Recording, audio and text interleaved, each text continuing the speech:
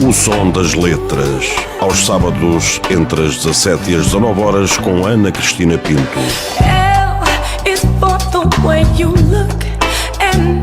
O som das letras, porque há livros que nos ficam no ouvido.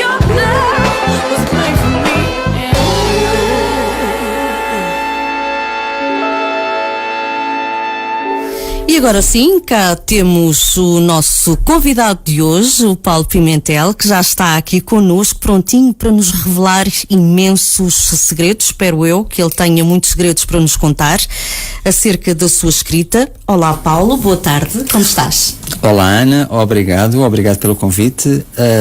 Bem-vindo. Muito obrigado. É sempre bom voltar às Caldas, eu gosto muito das Caldas da Rainha, tenho aqui amigos, portanto é sempre um prazer. Sou eu que estou grato. Olha, o prazer, sem querer ser egoísta, é todo meu.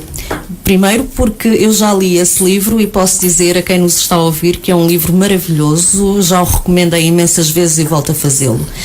E depois porque aquilo que conheço de ti também enquanto pessoa, para além de conhecer já um bocadinho de ti enquanto autor, penso que estamos perante um ser humano com muitas qualidades, um escritor de mão cheia e, portanto, o prazer é mesmo meu receber alguém como tu aqui no estúdio da Mais Oeste e neste programa que é todo voltado, como as pessoas já se perceberam, para a literatura e para os livros. Paulo, a primeira pergunta que eu te quero fazer, porque é inevitável, é quem é o Paulo Pimentel? O Paulo Pimentel é uma pessoa simples, é um rapazito, é um rapaz aqui do Oeste, da Arruda dos Vinhos. Uma bela terra, uma terra muito bonita, o Vale Encantado, como nós lá chamamos. Portanto, é um rapaz com 49 anos, casado, com 2 filhos, que tem um objetivo na vida que é ser feliz. Não é já feliz? É, mas sabes que a felicidade é uma coisa que se vai construindo. E nós queremos sempre mais. Isto é como na escrita, queremos sempre chegar um bocadinho mais longe. Mas basicamente é isso. Portanto, vivo em Arruda, trabalho em Arruda, sou bibliotecário de profissão, sou de Línguas e Literaturas Modernas, tenho um bacharelato em Turismo, escrevo, dou umas aulas, portanto, olha, faço umas visitas guiadas em Lisboa como freelancer, portanto, faço muitas coisas na vida porque sou um bocadinho viciado em estar sempre ocupado. Gostas de estar, exatamente, em permanente ocupação, sempre a fazer coisas gosto também muito diferentes. De estar ocupado e porque preciso, porque pronto, a escrita é mesmo um hobby. Olha, mas diz-me uma coisa, apesar da escrita ser um hobby, tu levas a escrita muito a sério, isso dá perfeitamente para perceber. Quando é que foi que tu começaste a sentir que a escrita seria um caminho a trilhar na tua vida? Olha, Ana, isto tudo aconteceu de uma forma um bocadinho acidental. Eu sempre gostei de escrever. E acho que a sementinha foi basicamente na escola primária. Eu acho que é quase aí sempre que tudo começa. Portanto, eu tinha uma professora primária maravilhosa, que foi professora do 1º ao 4º ano, e ela dizia-me sempre, incentivava-me sempre a escrever, gostava muito das minhas redações. Portanto, eu acho que a maior parte das pessoas começa por aí.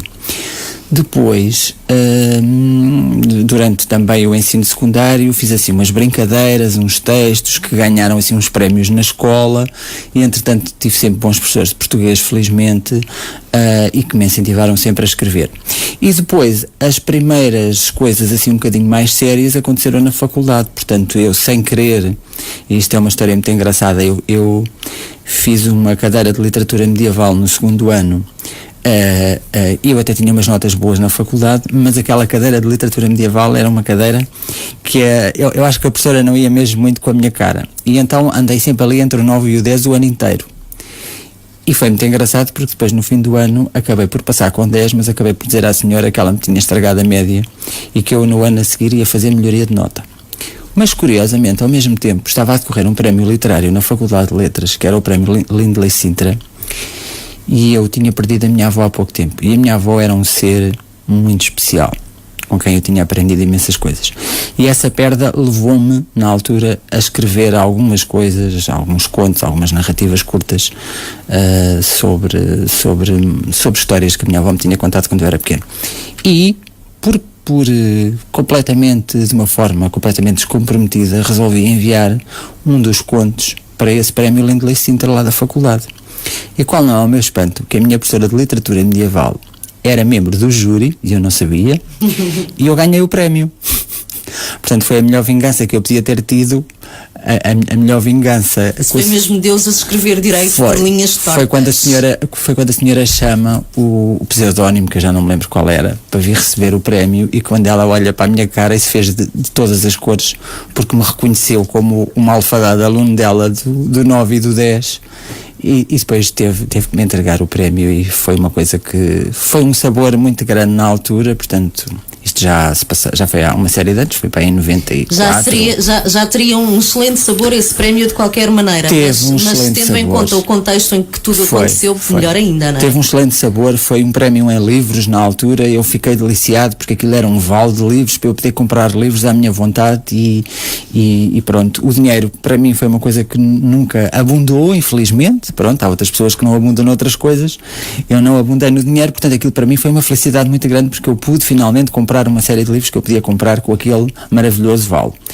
E depois, portanto, na entrega desse prémio estavam várias editoras, e lembro-me que estava lá uma editora na altura que me veio abordar e que me veio perguntar se eu não tinha mais coisas escritas. Eu tinha mais uns contos, e entretanto surgiu logo a oportunidade de publicar um livro. E então publiquei em 99, sim, um primeiro livro de contos, a Maria Rousseau e Outros Contos, que é, digamos assim, o meu primeiro livro. Eu hoje, quando olho para ele, fico um bocadinho envergonhado, porque noto ali ainda muita ingenuidade. Claro que se pegasse agora nele, tenho muito orgulho nele, obviamente, mas reescrevia tudo, sim. Mas qual de nós não faria isso, não é? Claro, quando agarra numa obra. Porque tu disseste uma coisa, e é verdade, eu sou muito, é assim, eu encaro, embora isto seja para mim um hobby e uma necessidade, a escrita, eu encaro isto de uma forma muito séria. E gosto muito da fase da pesquisa, da investigação, da criação, da estruturação da narrativa, da criação das personagens, do dar corpo às personagens. Portanto, eu durante esse tempo é como se vivesse uma gravidez, estás a perceber? Portanto, resumindo e concluindo, aqui, quando tu há pouco dizias que tens um objetivo que é ser feliz, aquilo que eu consigo compreender daquilo que acabas de dizer é que tu és verdadeiramente feliz enquanto escreves. Enquanto escrevo, sou verdadeiramente feliz, com grandes momentos de infelicidade, com grandes momentos de sofrimento, com grandes gargalhadas sozinho, que é uma coisa completamente disparatada, que é, por exemplo, eu estar a escrever uma coisa e acabar de escrever aquele parágrafo e desatar a rir à gargalhada, e ninguém lá em casa percebe porque é que eu estou a rir, e naturalmente acham que eu sou tontinho, mas foi porque achei muita piada ou que escrevi, ou então posso ter outras reações, posso ficar com uma depressão desgraçada. Olha, são assim umas coisas que não são muito fáceis de explicar. Porque quem não escreve talvez não consiga entender isto, mas acontece contigo de certeza isto. Tu envolves-te de tal forma com a história e com os personagens. A dada altura são eles que ganham vida e tu já não mandas nada ali, não é? Parece que eles seguem um pouco os seus caminhos conforme querem. E tu és apanhado por todas as peripécias que eles depois vão articulando ao longo da história. É mesmo esse o grande desafio. Portanto, eu sei sempre como é que a coisa vai começar, e à partida sei como é que vai acabar. Mas tudo o que se passa ali no meio... Não, eu perco o controle. E isso para mim é um grande prazer. Isso é a tal felicidade que tu falavas há bocado. Uhum. A tal felicidade isto é difícil de explicar, e se calhar é difícil de entender também para quem está do outro lado. Mas é precisamente isso. É perder o controle sobre as personagens, mas ainda assim ter prazer com isso. Deixá-las voarem à maneira delas, e tentar levá-las para um lado e elas não querem, e nós temos que ir exatamente para onde elas querem ir. E é esse, digamos que é essa espécie de duelo que me dá um gozo enorme. E é assim, isto elas chegam a fazer parte da minha família. Portanto, eu chego a estar a jantar, por exemplo, com a minha mulher e com os meus filhos, e falo da Esmeralda, que é a última Não é a última. A tua mais recente protagonista. Sim, pelo menos a mais conhecida. Publicada, não é? Mais recente já publicada, temos aí outras protagonistas criadas. Exatamente. Mas, por exemplo, é falar dela como se ela fizesse parte da família. Por exemplo, eu no início eles não percebiam o que é que eu estava a dizer, porque eu dizia qualquer coisa do género. Olha, a Esmeralda hoje foi para Montemor e está ali numa depressão desgraçada, mas ninguém lá em casa conhece Esmeralda nenhuma. Portanto, quem é a Esmeralda? Eles até perceberem quem era a Esmeralda. Agora já perceberam, porque eu agora já falo noutros. Agora já não falo tanto na Esmeralda. E acontece-te com alguma frequência, por exemplo, estares nos sítios mais inusitados, ou por exemplo, às vezes numa refeição em família, e recordas-te de qualquer coisa que é importante incluir na história, ou o seguimento da tua história em que tinhas ficado bloqueado a algures e de repente vem-te assim uma ideia e tu agarras, levantas-te abruptamente e aí vais para o computador para continuar a escrever, para não perderes aquela ideia que te surgiu? Não, exatamente assim não. Eu consegui-me domesticar. Ou seja, eu, por exemplo, na viagem para aqui, as viagens de carro para mim são extraordinariamente criativas. Estimulantes, não é? Muito estimulantes. Estás em silêncio e a tua mente começa a vaguear. Enganas-te, eu não estou em silêncio. Eu venho a falar alto. Eu venho a conduzir e venho a falar alto, parece um maluquinho. Agora já não parece tanto, porque há pessoas que falam ao telefone, portanto, mas eu tenho essa, portanto, as viagens de carro para mim são extremamente estimulantes. Nunca interrompo nada. Se estiver a jantar, posso ter ideias e as ideias fluem constantemente e sou invadido por elas, mas não vou logo para o computador. Fico com elas retidas, porque depois isto também é uma curiosidade engraçada. Isto, com certeza que o processo de criativo de cada um será diferente. Eu não consigo, por isso é que eu acho que nunca vou ser nunca vou ser um grande escritor, na perspectiva de que eu não consigo escrever quando acho que devo escrever. Ou seja, eu posso estar 15 dias que não escrevo nada. O que acontece é que as coisas vão se acumulando aqui na cabeça. Posso estar 15 dias que não escrevo nada e depois posso estar uma semana seguida que sou capaz de escrever 50 páginas. Mas não tenho método. O Saramago, por exemplo, escrevia 2 páginas por dia, das 8 ao meio-dia, escrevia 60 páginas por mês, escrevia um livro em 2 anos, depois deixava 2 meses o livro a repousar e entregava o livro pronto à editora. Portanto, eu não sou metódico, tenho pena, gostava muito de ser metódico, porque tenho muitas coisas para escrever, mas acho que não vou ter tempo. Mas sabes, essa metodologia é necessária. É, exatamente. É mesmo necessária. Eu posso dizer, por exemplo, relativamente ao meu livro mais recente, eu escrevi o livro em 2 meses e meio. Foi muito pouco tempo para escrever um livro. Mas eu consegui o milagre exatamente porque agarrei nessa metodologia. Eu todos os dias me obrigava a escrever, mesmo que depois tivesse que apagar parte daquilo que escrevia, mas escrevia. E isso obriga-te também a não ficar dependente da inspiração que aparece, quando aparece, e às vezes aparece naquelas alturas em que não são as mais próprias, não é? Para aparecer. É verdade. E portanto obriga-te. E depois uma outra coisa que é interessante é que se tu fizeres isto, a tua mente parece que fica de certa forma treinada e já não te custa tanto agarrar no capítulo anterior e passar para o seguinte. Não, mas é verdade, eu concordo contigo perfeitamente. Quando eu estou, por exemplo, durante uma semana a escrever, eu noto que o primeiro dia é o mais difícil, mas depois aquilo começa a fluir muito. Mas depois, como tenho tantas ocupações, se chegar a casa, por exemplo, a partir de uma determinada hora, já não consigo escrever. Invento 1001 coisas para fazer para não ter que escrever. Porquê? Porque eu tenho que ter uma série de ingredientes. Isto é uma coisa parva e idiota, mas é verdade. Eu como ainda só escrevo por prazer, a escrita para mim tem que ser uma coisa que me dê prazer naquele momento. Estás a perceber? E eu posso até estar uma noite inteira de volta de um parágrafo e não sair daquele parágrafo, mas ou aquele parágrafo sai como eu quero, eu sou capaz de o apagar 20 vezes. ele sai como eu quero, e quando ele fica terminado eu digo, perfeito, é mesmo isto. Enquanto eu não digo perfeito, é mesmo isto, eu ando ali a engonhar, como se costuma dizer. Mas eu agora tenho um desafio, que é, depois do próximo livro que vai sair, já tenho aqui uma outra ideia, já para outra coisa, e tenho 4 meses para escrever. E sei que vou conseguir escrever em 4 meses, portanto é um desafio. Dás-te bem com limites, é isso? Se tiveres um limite, se eu te disser assim, olha, tens gosto de trabalhar pressionado.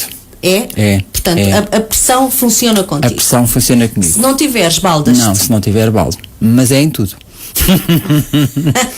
Mas estou assim em tudo. Eu acho que isso é um pouco comum, não é? A todas as pessoas que são criativas. Epá, não sei, mas eu sinto necessidade da pressão. Para muitas coisas na minha vida, até profissionalmente. Eu gosto de treinar a mente, gosto de criar, mas ando ali a engonhar muito tempo. Depois, quando começo a sentir pressionado com prazos, aquilo sai-me assim de chofre, e até agora tem-me saído bem, eu espero que continue. Mas é assim, eu não tenho, por exemplo, eu agora profissionalmente tenho que cumprir um horário. Porque tinha um cargo de chefia, deixei de ter por opção pessoal, portanto não tinha horário flexível, portanto não imaginas, eu era capaz de trabalhar às 10 da manhã e vinha para casa às 9 da noite. Vinha quando me apetecia, quando achava que tinha o trabalho feito, vinha. Neste momento estou a cumprir um horário de trabalho das 9 às 5h30. Ou seja, está-me a custar imenso, porque tenho que picar cartão, como qualquer ser comum, como qualquer trabalhador comum, e esta questão de ter que picar cartão às 9, ter que picar cartão às 12h30, ter que picar cartão às 2, ter que picar cartão às 5h30... Faz-te um bocadinho de confusão. Faz-me um bocadinho de confusão, mas mas já estou a engrenar, portanto isto é mesmo assim, é uma questão de nos engrenar. Mas ao mesmo tempo, depois também te sabe bem saberes que às 5h30, ok, acabou, vou para casa. Pois, mas não vou para casa, não vou porque não consigo ir para casa. Então portanto, o que é que fazes? Vou fazer outras coisas. Olha, dou umas aulas, que é uma coisa que eu também gosto muito de fazer, portanto gosto de dar aulas, dou umas aulas, dou umas explicações, tenho lá 2 senhoras venezuelanas em casa a aprender português 2 vezes por semana. Eu, como domino espanhol bem, é engraçado porque acabo por treinar espanhol e poder ensinar-lhes português. Faço algumas visitas guiadas ao fim de semana, e tenho feito mais ultimamente com alguma frequência, que é uma antiga paixão que eu tinha, que tinha deixado porque com este cargo de chefia que tinha era impossível. Neste momento estou a retomar essa atividade, que é uma atividade que me dá imenso prazer, mostrar o nosso património maravilhoso que nós temos, e depois ainda por cima, eu não sendo história, eu sou um apaixonado pela nossa história, portanto eu gosto mesmo de deixar os estrangeiros de queixo caído com aquilo que nós temos, e nós temos coisas maravilhosas no nosso país. Olha, deixa-me agora fazer-te uma pergunta relativamente a essa paixão que tu tens pela história, porque efetivamente, por exemplo, relativamente a este último livro publicado, não é? Porque já vamos falar deste novo livro que já está aí na forja para publicação, mas A Esmeralda do Rei, que já todos temos a oportunidade de conhecer, e que, mais uma vez, eu volto a repetir, recomendo. Portanto, comprem A Esmeralda do Rei, do Paulo Pimentel. Este livro é um romance histórico e tu mostras aqui uma grande paixão por um dos nossos monarcas, Dom Sancho I, e parece-me que vais incluir o Dom Sancho I também na próxima história. O segundo. É? É mais uma pancada pelos Sanchos. Pelos então, dois. Mas falaste do primeiro, sim, na Esmeralda do Rei, e vais falar do Sancho do Sancho II. Portanto, gostas dos Sanchos, então? Gosto dos Sanchos. Sabes que eu primeiro e gosto... porquê esta Sanchomania? É uma Sanchomania, olha, é uma Sanchomania, é mesmo uma Sanchomania, e vou-te dizer porquê, porque a explicação para mim é muito lógica. Em relação à Esmeralda do Rei, o Sancho I é porque é um rei, na minha opinião, que foi extremamente importante e determinante para a nossa história, mas que viveu sempre na nossa historiografia e na nossa cultura, viveu sempre na sombra do pai. Porque o Dom Afonso Henriques é de facto o conquistador, e nós falamos de Dom Afonso Henriques, foi o primeiro rei de Portugal, conquistou isto, conquistou aquilo, conseguiu a independência, conseguiu a bula do Papa, conseguiu que Portugal fosse reconhecido como reino independente. É verdade.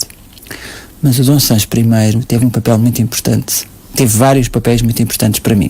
Primeiro, teve uma vida prolífera sexual extraordinária, porque teve 19 filhos.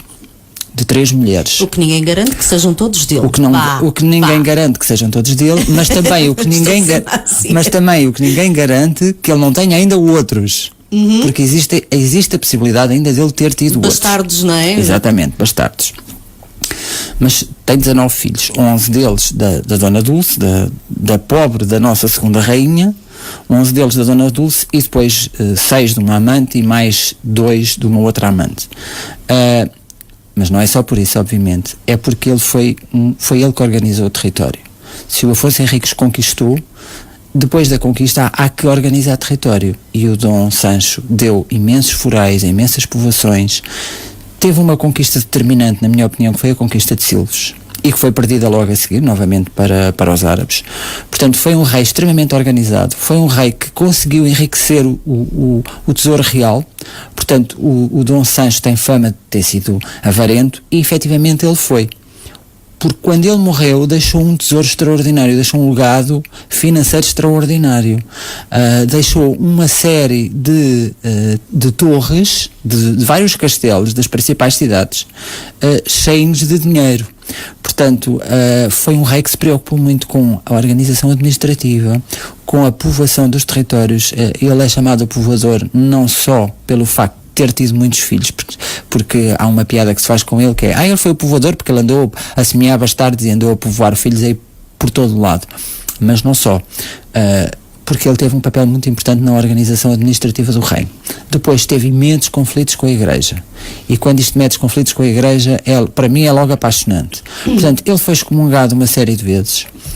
Ele tinha inclusivamente na corte em Coimbra, aliás, uma das razões pelas quais ele foi excomungado, imagina, foi porque ele tinha uma pitonisa na corte, e isto é verdade, ele tinha uma pitonisa na corte com quem ele se aconselhava.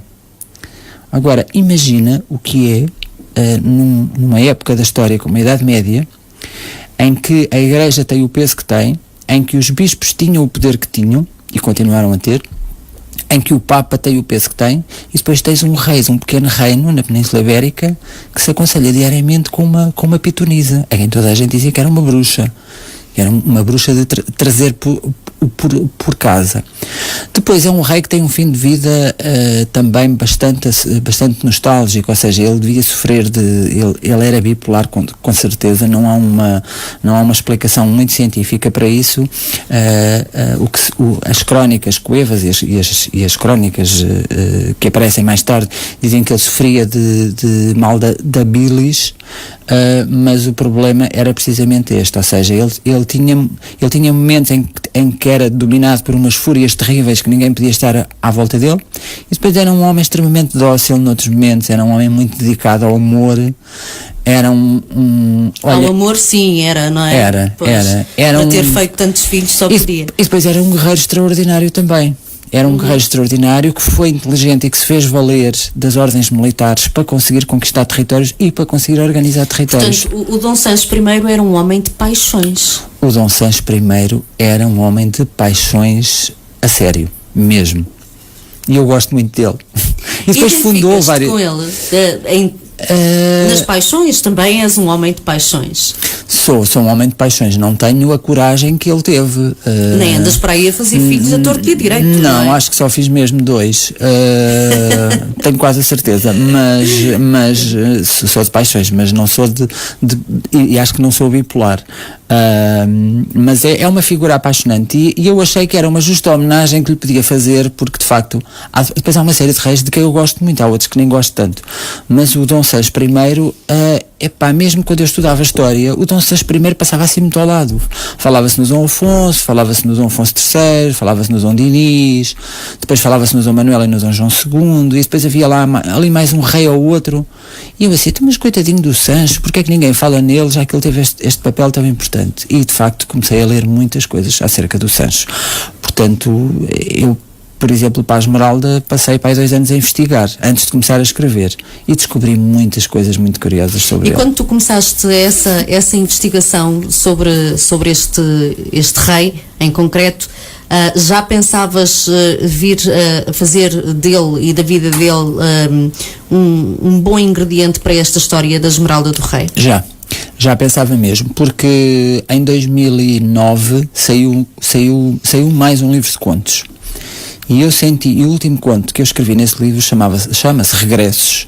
É uma homenagem à terra da minha mãe, que é uma terra à beira-mar, lindíssima, uma aldeia ali na zona da Figueira da Foz. E esse último conto já não é um conto, já é mais uma novela.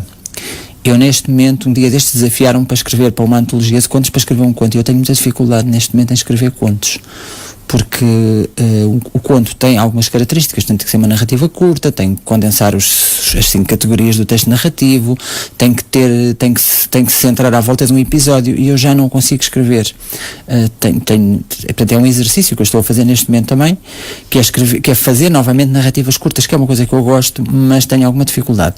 E eu senti, com esse último texto, com os regressos, senti que a próxima coisa que eu ia escrever tinha que ser uma coisa grande, que ia ser uma coisa mais densa, mais complicada, e que invariavelmente iria ser inspirado na história de uma mulher, que no fundo condensava uma série de mulheres que se atravessaram na minha vida e das quais eu tenho muito orgulho delas, e eu pensei assim, eu vou-me distanciar no tempo e escrever sobre a idade, para já é um grande desafio escrever sobre uma época histórica tão recuada. Depois, eu gosto muito da Idade Média, é o período da história de Portugal que eu mais gosto e que eu mais gosto, quer dizer, que eu mais tenho lido sobre e no qual eu me tenho debruçado mais. Fascina mais. Que me fascina muito. Eu tenho muito orgulho na nossa história, portanto, sou daqueles a quem não me faz confusão nenhuma que venhamos a ter um museu das descobertas ou dos descobrimentos. Isso para mim é do menos. Eu espero que tenhamos mesmo um museu. O resto acho que são tretas, sinceramente, portanto, eu acho que nós temos que ter orgulho na nossa história daquilo que ela teve de bom e naquilo que ela teve de menos bom e aprendermos com isso. Mas não podemos apagá-la, nem devemos apagá-la. Portanto, e nessa senda, nesse caminho, portanto, escrever sobre a Idade Média, se tivesse que escrever sobre uma época histórica, de facto seria sobre a Idade Média. E o facto de me distanciar tanto no tempo para falar de mulheres permitiu-me falar à vontade, ou seja, dizer aquilo que eu queria sem que essas mulheres fossem associadas a ninguém. Mas de facto esta mulher, esta protagonista desta história, esta Esmeralda, reúne um bocadinho, é um conjunto de todas as mulheres que foram importantes para mim, naquilo que elas tiveram de bom e naquilo que elas tiveram de menos bom, porque todos nós temos uma face mais luminosa e uma face mais escura. Descreve a Esmeralda, para que as pessoas lá em casa fiquem a conhecer um bocadinho a personalidade dela. Bom, a Esmeralda é um ser maravilhoso, portanto é uma amiga lá de casa, é uma íntima da minha família. Portanto, a Esmeralda é uma filha. A Esmeralda tem um dilema na vida dela, tem vários dilemas, e um deles é o facto de ela ser filha de um cruzado normando que ajudou a conquistar Lisboa, que ajudou a Dom Afonso Henriques a conquistar Lisboa, e é filha de uma muçulmana, de uma moura que vivia na Arruda à época, e por quem o pai dela, este cruzado normando, se apaixonou perdidamente. Esta moura tinha uma tez morena, tinha uns cabelos negros, e o pai da Esmeralda tinha uns olhos verdes e tinha um cabelo russo, um cabelo louro.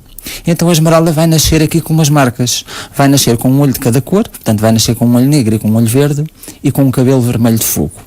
No fundo é a fusão destas duas coisas. E no fundo esta narrativa, também porque narra e incide sobre um período da história bastante rico do ponto de vista da interação entre muçulmanos e cristãos, portanto o grande dilema da vida da Esmeralda vai ser: para que lado é que o meu coração pende mais? Eu sou muçulmana ou sou cristã? Como é que eu vou conseguir viver no meio destes dois mundos? Como é que eu me vou apaixonar por um rei, porque ela tem uma relação de amor com o Dom Sancho? Como é que eu me relaciono amorosamente com um homem que anda para aí a decapitar e a degolar os muçulmanos?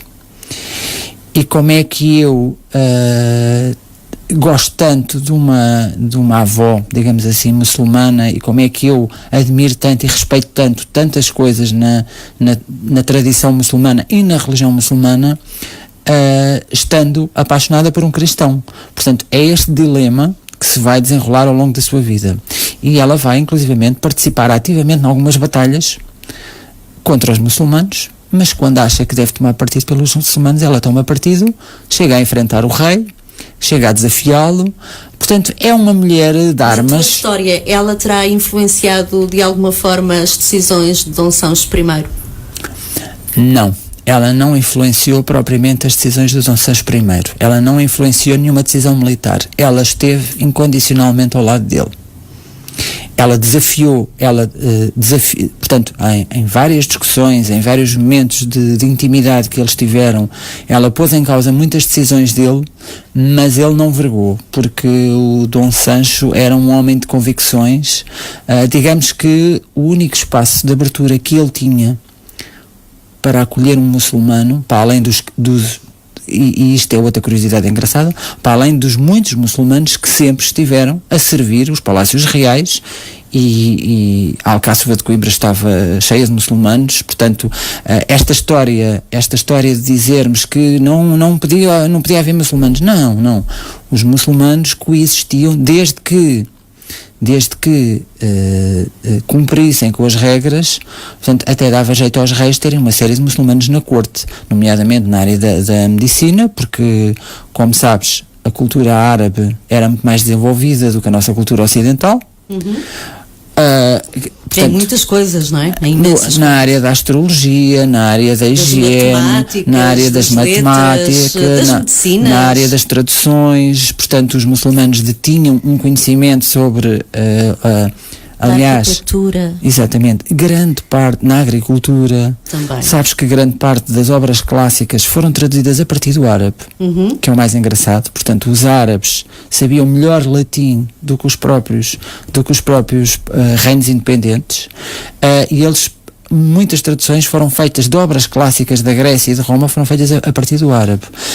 Portanto, agora, na perspectiva amorosa, a única pessoa que teve acesso a um espaço de intimidade amorosa com o Dom Sancho foi mesmo a Esmeralda. E nessa perspectiva eles fizeram ali um acordo, que é, ok, nós não entramos aqui em grandes discussões, o nosso amor é incondicional, embora não seja um amor aceito aos olhos de ninguém, como é óbvio, nem muito menos aos olhos da Igreja, até porque o Dom Sancho era casado com a Dona Dulce, e a Dona Dulce aconselhava-se muito com a Esmeralda. Portanto, isto é um bocadinho estranho imaginar uma coisa destas nos dias de hoje, mas isto acontecia à época. Portanto, a rainha era conhecedora das barragãs do rei, das mancebas do rei, e ainda assim, no caso da Esmeralda, ela tinha de facto um poder tão enigmático naquela corte e no seio daquela família. Portanto, uma série de filhos do Dom Sancho e da Dona Dulce acarinhavam a Esmeralda, mesmo sabendo que existia aquela relação amorosa.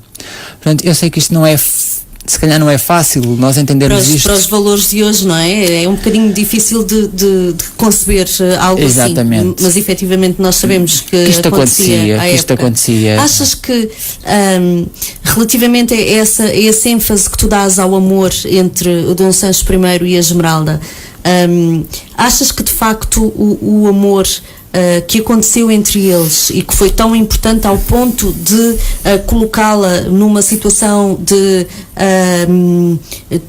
total, não direi submissão, mas de total disposição para com o Dom Sancho, deixando de lado os valores relativamente à sua cultura muçulmana. Achas que isso nos dias de hoje ainda é possível? Ou seja, ainda se ama dessa forma, ao ponto de nos quase que vergarmos àquele amor que sentimos por alguém e deixarmos de lado outros valores que possam ser importantes na nossa vida? Eu espero que sim, que isso seja possível, porque o amor, se não for doentio, é uma dependência muito boa, e se calhar é das melhores dependências que podemos ter. Portanto, e como é impossível alcançarmos a perfeição e termos o mais perfeito dos mundos, então, se não tivermos aquilo que temos, pelo menos que seja por uma boa razão, e se essa razão for o amor, por que não? Portanto, eu acho que é possível. Claro que eu acho que é possível. O som das letras, aos sábados entre as 17 e as 19 horas, com Ana Cristina Pinto.